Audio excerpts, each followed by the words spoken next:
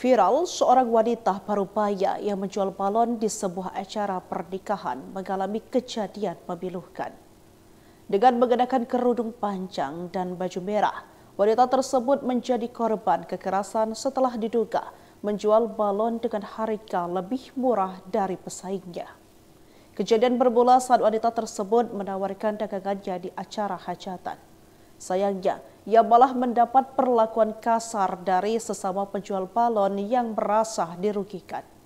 Pelaku melayangkan tamparan membuat korban terduduk lemas di lokasi kejadian.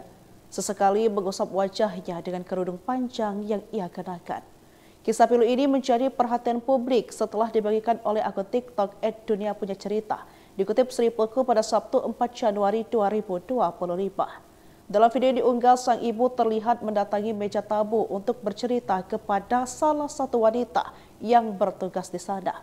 Ia kemudian menelpon anaknya dengan suara penuh kesedihan, mengatakan untuk dapat menjemput dirinya karena merasa sakit hati di sana. Hingga berita ini diterbitkan, lokasi pasti dari insiden tersebut masih belum diketahui. Namun kisah ini telah mengundang simpati netizen yang mengecam tindakan kasar tersebut.